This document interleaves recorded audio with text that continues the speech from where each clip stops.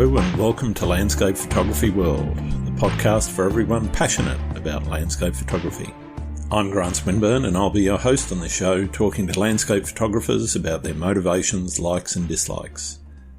This podcast is sponsored by Outback Pro, the professional photographer's tool to keep your images safe. How safe are your photographs? Or to put it this way, how would you feel if you permanently lost some or even all of them? The fact is, there are very real risks in storing your digital images on a hard drive, even if they're backed up to an external device. There's ransomware, hardware failure, file corruption, virus infection, and even accidental deletion or destruction. Outback Pro makes this problem go away permanently. Outback Pro is the professional photographer's tool to back up photographs, images, documents, and data files. Once set up, it keeps your files safe, quietly and reliably in the background. So if problems occur or disaster strikes, you'll have nothing to worry about. Your photographs will be safe. Which is why it's also the backup solution that I use myself for my own photographs. Take advantage of an exclusive 25% discount today by going to www.backup.sg. The software will never expire, meaning your photographs are safe forever. That's www.backup.sg. Give your photographs the protection they deserve. And now, on with the show. Josh Humboldt is a landscape photographer from Western Australia with an eye for showing the incredible landscapes he lives in. His work spans the deserts and outback scenes Western Australia is renowned for, as well as the incredible seascapes along its extensive coastline. Josh has been lucky to work and live amongst some of Australia's uniquely beautiful landscapes, and his dedication to getting out and showing them to the world is shown in his wonderful portfolio. Very comfortable with either camera in hand or flying his drone to capture the natural beauty that surrounds him, he provides viewers of his work with the opportunity to share in his vision. We discuss how he learned his craft, where his favourite places are, and what he's gleaned from the practice of photography in Australia's outback and remote coastlines, along with a lot more. I hope you enjoy the show. G'day Josh, welcome to Landscape Photography World. How are you going? Yeah, well, thanks, Grant. Thanks for having me on. Absolute pleasure, mate. I had you on the list for a little while and very pleased that you've said yes and can take the time out to talk to me a little bit. Why don't we start with who you are and why you do landscape photography? Yeah, look, I'm a father of two young children. I've got a 6 and a 10-year-old. We live in the wheat belt, central wheat belt of Western Australia at the moment. I'm a police officer. I'll probably lose half the followers by divulging that information, but that's life. And so with that job, I move around from town to town. In the last few years, I moved from Tamble up to Esperance, and I'm now in Calabarin in the central wheat belt, 2.5 hours from the CBD of Perth. The fortunate side of that is that it takes me to areas that have differing landscapes and environments to allow me to do my photography. I got a little bit serious about it around 2019. Prior to that, I'd always, if I was on a holiday or something, I'd take a whole raft of photographs, anywhere from a few hundred to thousands, and people thought it was a bit odd. And so I never really knew I had a true passion for it until I was posted down to Tamble in 2019, and there was a really unique environment down there in that there were pink lakes down around Cranbrook. Yeah. And there was a river right on the edge of town that was just dead flat. So with the stunning sunrises and sunsets in that area, it just gave me the opportunity to take some really nice photographs, I think. And a few people mentioned that a few of them weren't too bad. So I thought maybe this is something I should take a little bit more seriously. And sure, yeah, I've enjoyed the journey ever since. Fantastic. So what is it that started you off on that journey in terms of the scenery? What grabbed you? With the lakes or the river or both? Look, I think it was a bit of both. In relation to the lakes, the pink lakes of Cranbrook and that surrounding area is just the uniqueness of it. Yeah. These are bubblegum pink lakes that I hadn't seen anywhere else before. And the contrast was just incredible, and it varied from season to season. Yeah. I thought that was quite spectacular. And yeah, some of the patterns and textures that you get in those pink lakes as well when they dry off a bit are just extraordinary. That really sparked an interest in me, and in relation to the Gordon River, just that reflection photography, the silhouettes of the trees and the reflection off the water was just beautiful. Fantastic. What sort of things are you aiming to express through your photography? Is it the feeling of place or is it something different? I think it's just revealing to people how extraordinarily beautiful nature is. I know that sounds fairly, I don't know, cliche perhaps, but it's just, and a lot of people reside in the suburbs and yeah, they go on holidays and this and that, but they don't often get to see the types of landscapes that I've been fortunate to live in amongst over my career. And so to be able to show those landscapes and areas to the wider world, and that I get joy out of that. Yeah. How has where you live shaped how you shoot? It's obviously shaped what you shoot. Has it had an impact on the methods and the techniques you're using? Look, I think it has. I think it, particularly with the Pink Lakes of the Cranbrook region, it was very much the top-down type of aerial drone photography that sort of grabbed me. I think I prefer still photography with the camera, but I find it very easy, and this sounds bad, but I find it easy to just get the drone, head out, shoot it. It's a lot easier to photograph with the drone, in my opinion, than it is to try it out, get the camera. You've got to be a bit more creative with a still camera, in my opinion. Yeah. But with the Pink Lakes and the grass, the green grass or the dead grass, depending on what time of year, to shoot straight down just revealed something that a lot of people don't get to see. They probably do these days because it's all over Instagram. But every photo, a popular subject. Very popular. So I guess, yeah, that sort of steered me in the direction of the drone photography. And to this day, that's what I tend to do more of. But on the odd occasion when I get the still camera out, particularly with the big zoom lens and it's late in the evening or something, I get quite excited at that because the creativity is endless with that type of photography, I find. Are you a planner or more spontaneous? In other words, are you going into the field with a concept in mind about what it is that you want to shoot, or are you a little bit more spontaneous and just pick and choose as you go? I think it's a bit of both. Some nights I'll think tomorrow I'm going to head out to this location and I'm going to throw the drone out and try and get some unique aerial shots, Salt Lake or whatever it is, an ocean, coastline. But other times the weather might change quickly and I'll just grab the still camera and I'll bolt out in the car to see if I can get a lightning strike or whatever else is on offer. But so a bit of both, I would say, but more often planned. But sometimes, yeah, I'll shoot out. Yeah, nice. How has your style changed from when you first started to where you are now? Oh, that's a good question. I think when I started, it was, it was more than just the point and shoot at a landscape level. I think naturally I tried to incorporate the third type, the thirds rule, is what I'm trying to say. I tried to incorporate that images, whether that was consciously or not, I don't know, but I think that worked out pretty well more often than not.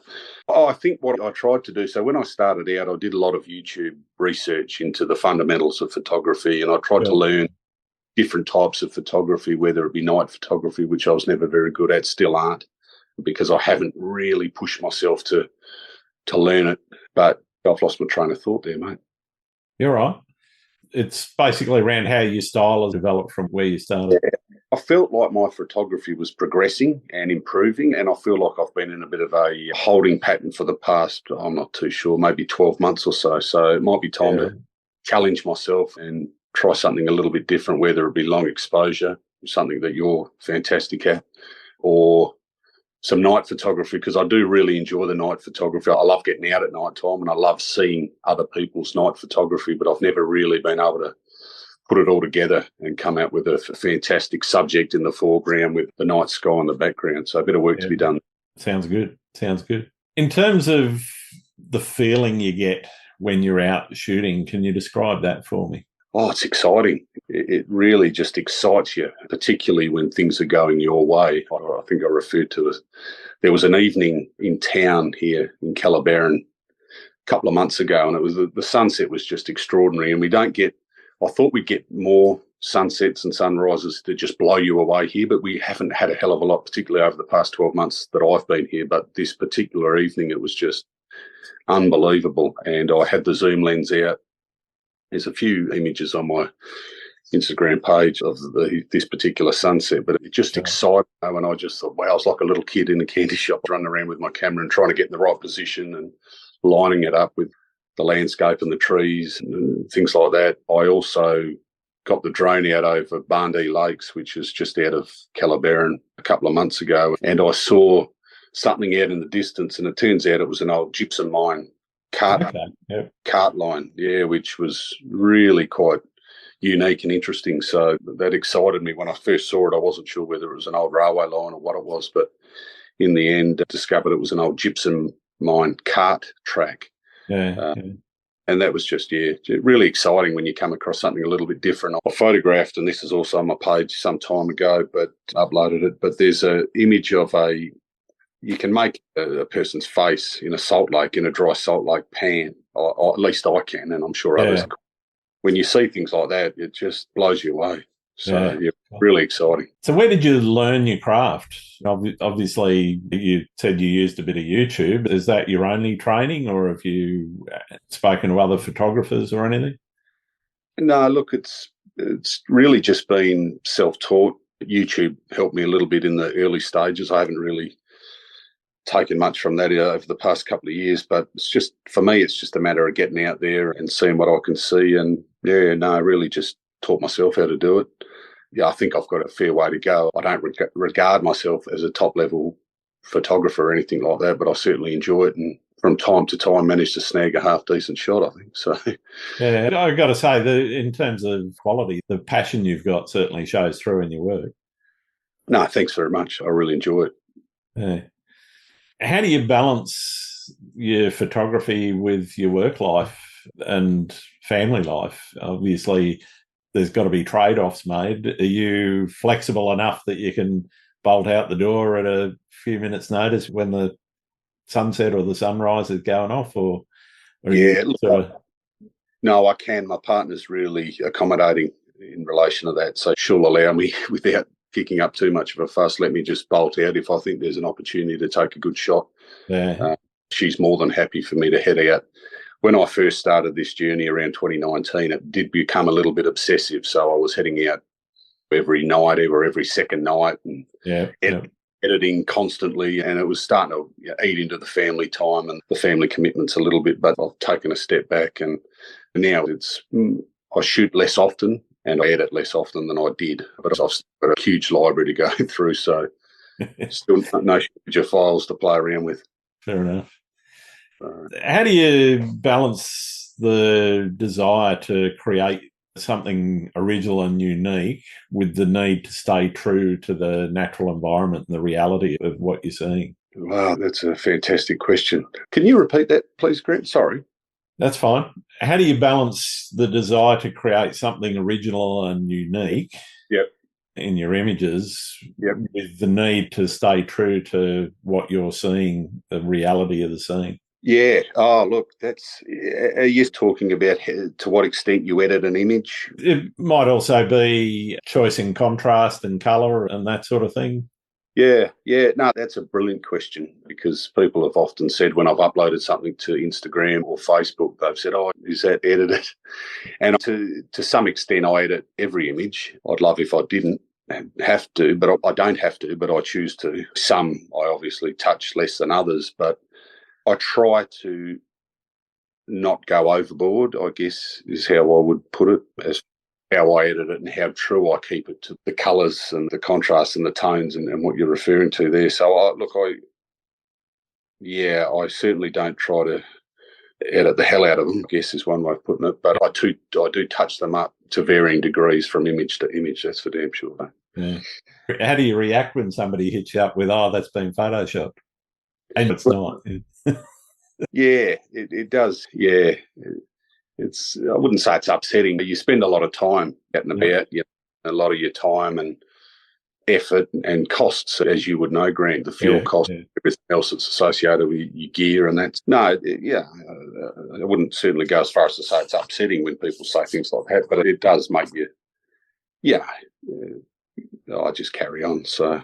I got accused today, actually, one that I posted last night, of the Opera House. I got accused of removing buildings, which were never there in the first place. Yeah, which I thought was quite a good one. Well, okay, you think I've removed buildings, but if I'm brutally honest, I don't really know how to use Photoshop that well. I have removed bits of rubbish in the foregrounds and things, but I think, to be honest, though, that's acceptable. Yeah, very, but very acceptable. As far as any sort of complex tasks on Photoshop, I wouldn't know how. So I'll just point to the fact that I don't know how to do it. Yeah. I know how, but I didn't need to because buildings weren't there in the first place. I wouldn't have thought you'd have done that. Oh, that said, I don't mind doing a composite image now and then, but they're few and far between, and most of what I try to do is stay fairly true to what people are likely to see if they were standing behind or next to me. Yeah. I think the first image of yours I saw may have been that one down at the Bustleton Jetty with that striking. Oh, the big pink and purple sunset. Yeah, absolutely incredible. Yeah, nothing. I desaturated that, to be honest. That's just remarkable. Can I ask, and you don't have to answer, but have you sold many of those or not? The Bustleton one I've sold a couple of times, prints of that. Beautiful image. Yeah, the most popular one, though, that's sold for me is the Sydney Opera House on another red sky morning. But it's funny. The Bustleton one, nobody's really commented much on that other than saying, wow, it's a brilliant sky. And it was. It just went off and it kept going off. That sky lasted probably a good 45, 50 minutes at a very high intensity. Started off pretty much just on sunset. As the sun went down, there was a nice gap and it just lit up and it just stayed that way for about 45, 50 minutes. It was brilliant. You've got to love those skies. I don't see too many of those. No, it's the best I've ever seen. I doubt I'll see another one.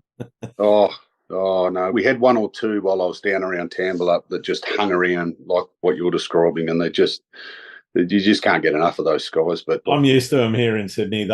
If they do pop in a sunset, it's usually, you're lucky if you get 10 minutes. Yeah. But sunrise is a little bit better because there's no obstructions. We got the mountains here in the west. They tend to give it a bit of a shove towards going dark early. Yeah, just fabulous. I'd love to get over there at some point. What's the furthest you've been to get a shot deliberately for photography? That's a really good question as well. Oh, wow. Look, I'll regularly, not so much now, but certainly before when I was based on the south coast, I'd drive an hour or two to get a photograph of a particular location without even thinking twice. If there was something I wanted to photograph, I'd drive 5-6 hours. If I really wanted to capture it, actually, there's a place that I've been wanting to get to for quite some time, which is Lake Ballard out for Kalgoorlie. So that's on my radar. I've just got to find the time. And I was actually half contemplating driving up to Exmouth for this total eclipse, but with the kids at the moment, I don't think that's going to happen. Yeah. There might be an opportunity to head somewhere else. But look, a couple of hours, wouldn't even blink at that. I often drive from here to Perth. So for me, 2-3 hour drive is nothing. Yeah, no problem. Have you got a favourite spot that you just keep getting called back to? No, not really. Not in this particular area. I think if I wasn't so lazy and I got out more with my still camera, I reckon I'd find a bunch of beautiful subjects around this area. Yeah. But of late, I have become a little bit lazy and I've gone for my drone. And when it comes to drone photography, there's not too much in this particular area that really excites me. It's a crop farm, it's a wheat belt, so it's a wheat belt region. So when the canola comes, there'll be a bit of contrast between the wheat and canola and things like that. But you can only so many green and yellow sort of photos, I think. So. Yeah, green and yellow fields. Yeah, but they do look beautiful. You can get the odd one. I think I took one a fair while back, and you had the blue and the couple of nice white fluffy clouds, so that looked good. But nice. Yeah, a bit of Microsoft Windows background. Yeah, absolutely. What's your most memorable experience while out shooting? My most memorable experience? Look, I'm actually, when you said that, but I would say I took a sunset and it was similar, certainly not the same because they never are, but it was somewhat similar to your Bustleton sunset. I took it at a beach just east of Albany, Gull Rock Beach, it's called. And this sky was just extraordinary. It just lit up, and there was just striking different colours. I've put a few up on my feed over the years of that particular evening. But yeah, I would say that was just absolutely gorgeous. Yeah, I think I've seen that one. It's sunsets are my favourites. All in all, when it comes to shooting photography, sunsets, sunrises. If I could get out of bed a bit earlier, I'd probably be able to get a few more of those. But I love a good sunset. Who doesn't? But we don't get that many around here, which surprises me, actually. So. Yeah. Oh, yeah, it does, because you got those sort of longer horizons in those nice flat plains. Yeah, we do get a lot of nice sunsets, but they're not so much filled with clouds. So you get sky just lights up, and it's absolutely beautiful. But yeah, we don't have that much. We haven't had that much cloud over the past 12 months, or that high cloud that just, as you know, just makes it pop. Yeah. What about horror stories? You had any disasters? Look, all I can think of is when we were up, we did a trip through the Gibb River Road last year with a few friends, and there was a couple of occasions there where I would have been walking with my camera and tripod across some of the waterways with the slippery rocks and things like that. So I didn't lose the camera, but it wouldn't have been too far off on a couple of occasions, I don't think so. But other than that, no, I can't really think of too many. Oh, that's good. Some people have some absolute shockers, but yeah, it's nice to find people that haven't had too many. Yeah. I was shooting lightning, or trying to shoot lightning, not that long ago, and it belted down, so I had to get in the car pretty quickly, but it's pretty standard. So no real horror stories. Oh, that's great. What have you learned about the world from photography? Oh, look, it's made me realise how unique it is from one location to the next. It just never ceases to amaze me how beautiful the landscape is. I also like shooting. I haven't done it for a long time, but I also really enjoy shooting wildlife, birds in particular. I love shooting birds.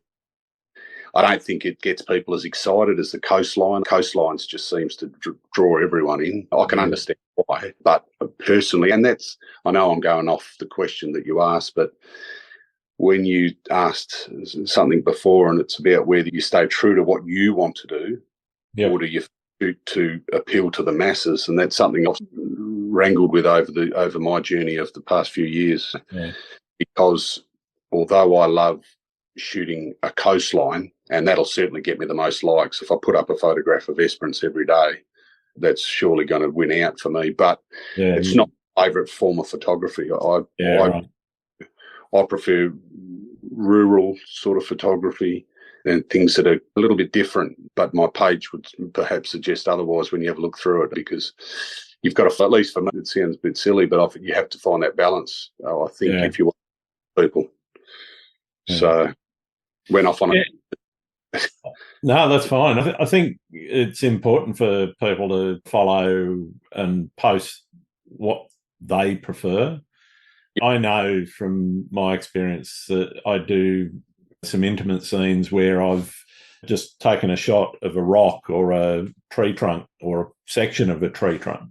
Yeah. And absolutely, engagement on those posts just disappears. Lucky if I get 50 people liking it or even looking at it. But yeah, I love shooting those, and I'll post a banger if I can find one. But I'm also more about just shooting for me, and whatever happens online, that doesn't really factor into it for me.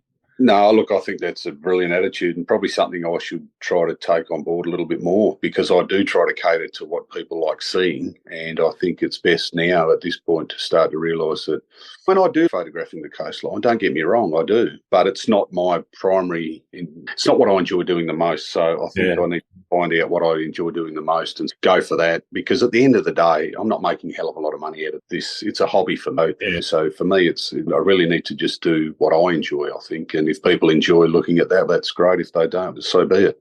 Yeah. What's your process in the field look like? Straight out of the car, put the tripod up, or get the drone up, or you pretty well look around a little bit more?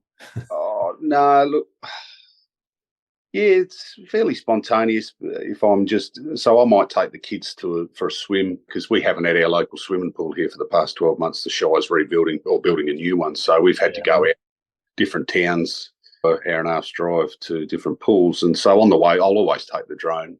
Occasionally I'll get a dirty look from the missus, but I'll throw the drone in the back. And then on the way back, the light might be good and I might just say, look, it's time to pull over. I need to throw the drone up and get a couple of shots. I might shed or something in the paddock. But you never know. The kids might follow in your footsteps.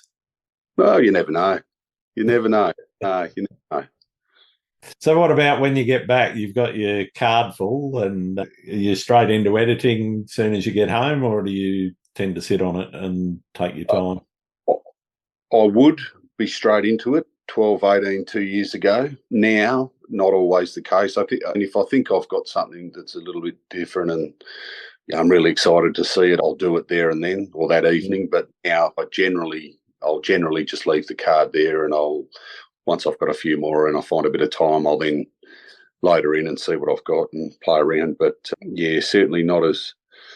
It's still something that obviously I'm excited about, but I'm not as invested fully as I was 2 years ago. But it was borderline obsession then, so it's more of a hobby now as opposed to an obsession. I think you've got the obsession under control. Yeah, I've got the obsession under control. So I think the family's pretty happy about that. So that's good. It's important when you got young kids in particular. I'm at a different stage of life where mine are all adults. Dad's disappeared again. Yeah. No, that's. The middle daughter says she wants to put a tracker on me, though, because she's worried that I might fall in the ocean or run down a waterfall or something. Yeah, you got to be careful around the rough sea. Yeah, absolutely. Safety first every time. Absolutely. Do you enjoy taking photos alone, or do you like to do it with other people? Or that's a good one. I haven't done a great deal of photography with other people. There's a colleague that lives over in Quairading, and she's on Insta. I'd give her a plug if I could remember her handle. And Annette Heritage, but look, she takes some good images, really nice images. She just went to New Zealand, actually, and she cycles South Island. But we've discussed getting together. We just haven't got around to it, unfortunately. But she went on a photography workshop with Nature by Nathan. I forget his surname, but she went with. Yep. I know you're talking about again. I can't remember his surname. Yeah, brilliant photographer. And she went with him up to the coast somewhere north of Perth. And she said it was just fantastic learning experience and was seeing whether maybe we could do something like that together. So we haven't got there yet, but hopefully down the track we'll get the opportunity.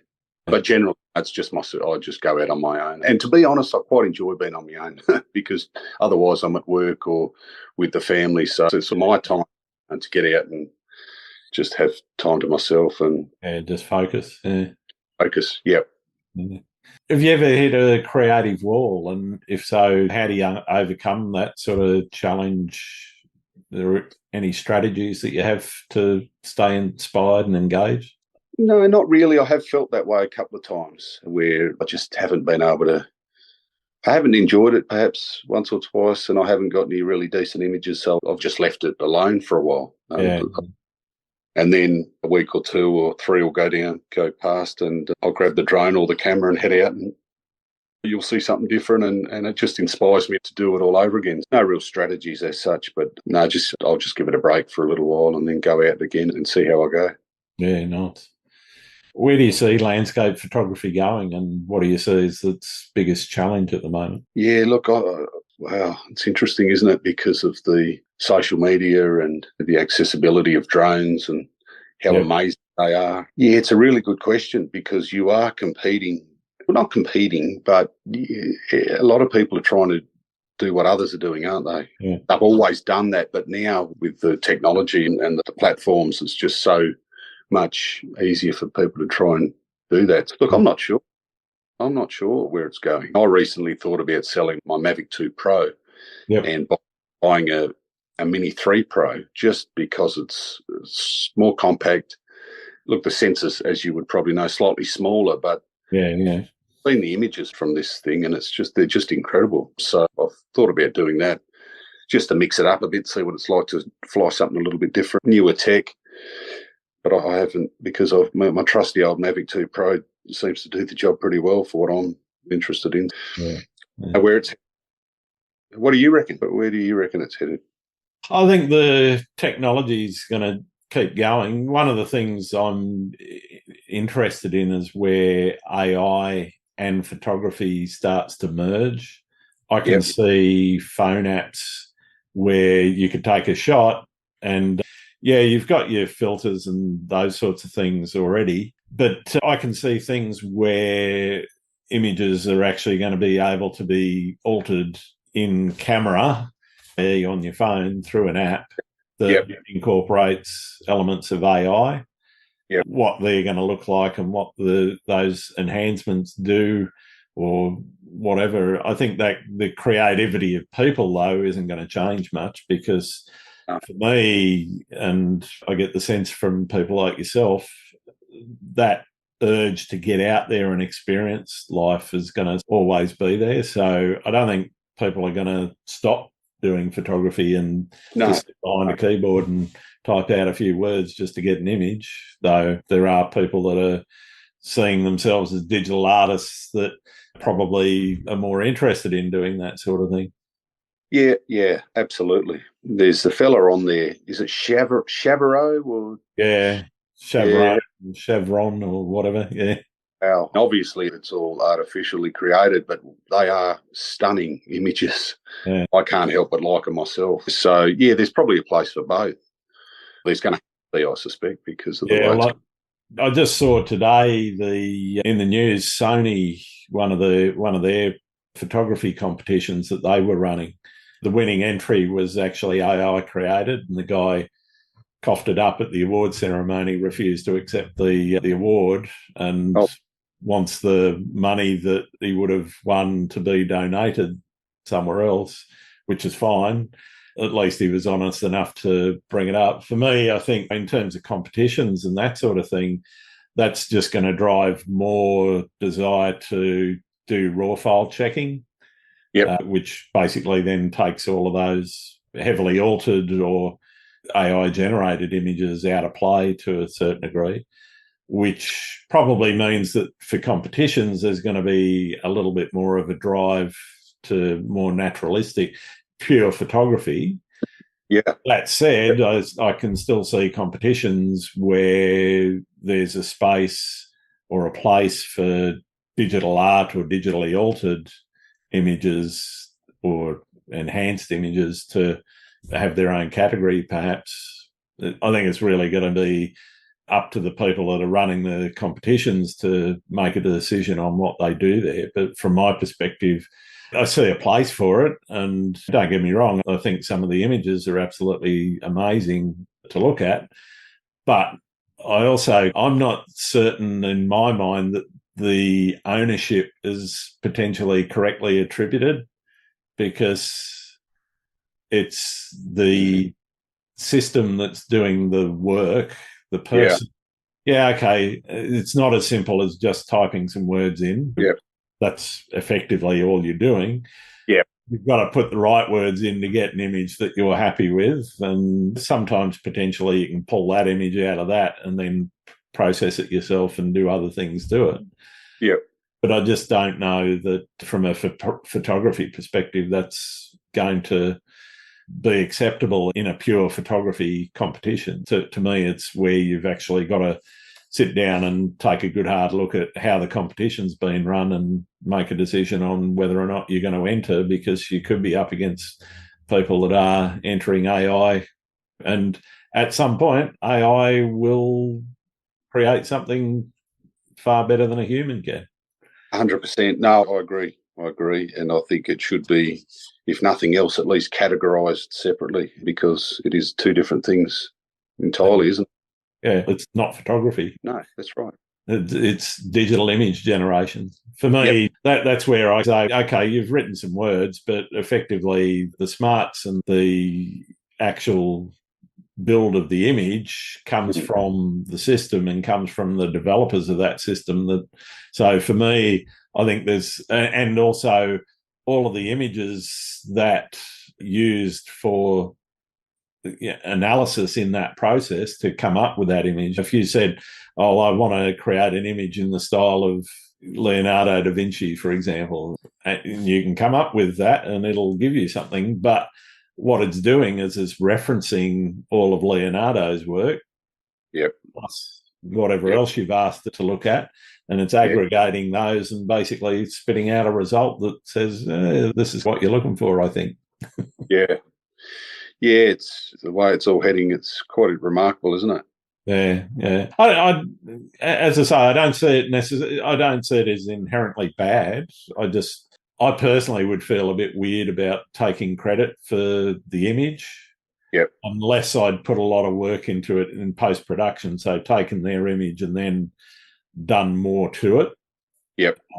I'd feel a bit weird about accepting any kind of accolades from anyone, even if it was just a post saying, wow, that's a great image. I'd be going, yeah, but all I did was type some words. That's right. So obviously that other fella thought the same thing, which was probably the right train of thought.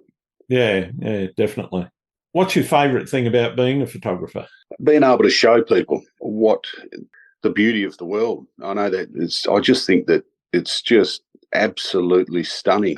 The environment, the landscape, weather conditions, they all combine to just reveal images that just blow my mind and hopefully blows other people's minds as well when they see them. I get a kick out of showing other people things that, not for my benefit, but just so that they can see what it is out there, and it sounds corny, but I say on my website, which is a pretty average website, but when I talk about my journey, it says that it might inspire others to get out and have a look at some of these places. And yeah, that's the truth of it, to be honest. Yeah. What's your least favourite thing about being a photographer? Probably the cost of fuel these days. Yeah, definitely. I'm feeling that. I'm an hour's drive away from the nearest beach, and I love my beach photography. But yeah, I'll see that. Oh, yeah, no, that'd be tough. Bit of a strain.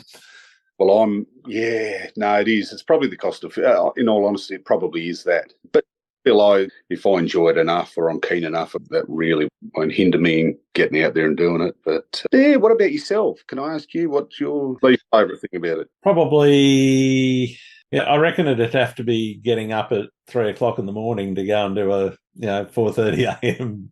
sunrise shoot. You're more committed than I am. I did do it once. I've done it a few times, but only once did I get a really good image, I think, and that was down at Perth. I actually went to Kings Park one morning because I was down there for work or something like that, and I took my camera and tripod, and the forecast on that app that I've got said that it was going to be a pretty good sunrise, and sure enough it was. And there was another fella there standing there, and we both looked at each other and thought, geez, how lucky are we to get this? It had the Perth skyline background, and it was the reddest of red skies to start with, and then it just it was extraordinary. Yeah. Gotta love it when it does that. Oh, yeah.